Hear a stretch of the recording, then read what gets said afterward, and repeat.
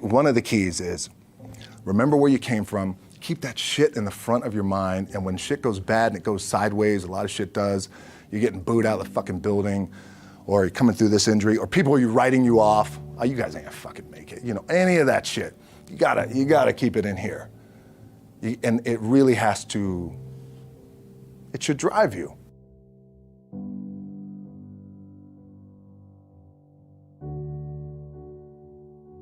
I feel like for me, it feels seamless because you prepared for so long, but it's just like you guys prepping for a game. That's the fun part. That's where it's like, fuck, it's fun, man. People are paying their hard-earned dollars to come see you. They're cheering, they're going bananas, they're booing the shit out of you or on the road. That's fun. That's what you live for. I mean, that's the juice right there. The prep is where the character's made. And I just don't mean the character I play, I mean the character in here. So for me, the prep is getting with the director, getting with the producers, getting with the writers, so in essence, it's like getting with all your coaches and your different position coaches and all the meetings that you have to have, right? So that's the work you put in. The key for me was, where does it start? What's the anchor? What's the anchor?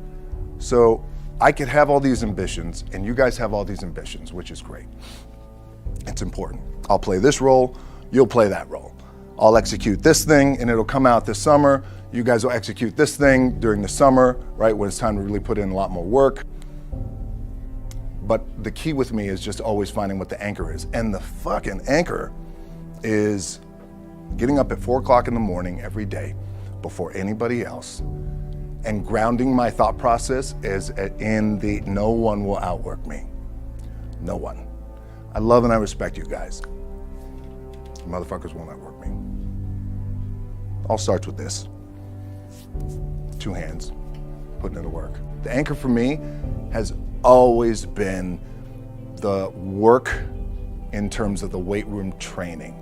So when I first started wrestling, I was 6 years old, rolling on the mats with my dad. My old man, a lot of you guys won't know this. Yeah, Rocky Johnson. My old man was Rocky Johnson. He was the first black WWF at that time. First black WWE tag team champions with Tony Atlas back in 1983.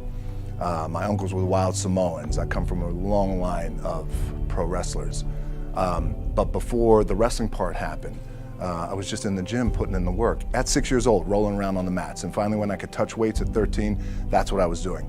But the weight part for me and the gym part has always been, has to be the anchor. Look, at the end of the day, like again, it's the kind of stuff that I talked about at top is I have to hold on to my dad in his pickup truck came down 4 o'clock in the morning, picked me up in Miami from Tampa. We lived in a little shitty apartment in Tampa. He drove down in his little pickup truck to Miami to get me when I was cut from the CFL.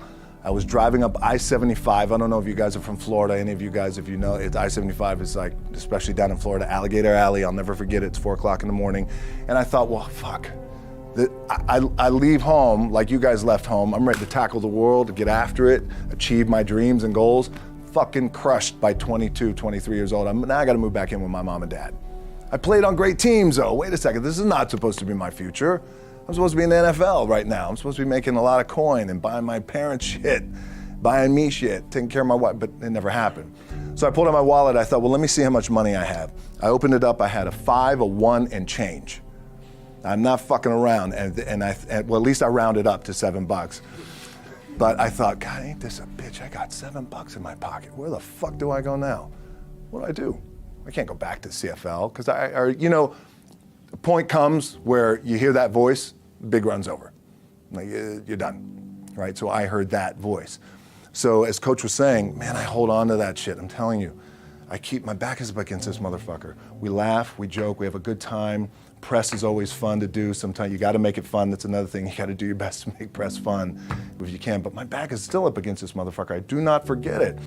What this also helps me do, and again, it works for me, is at some point, you gotta be fucking tired of not being number one.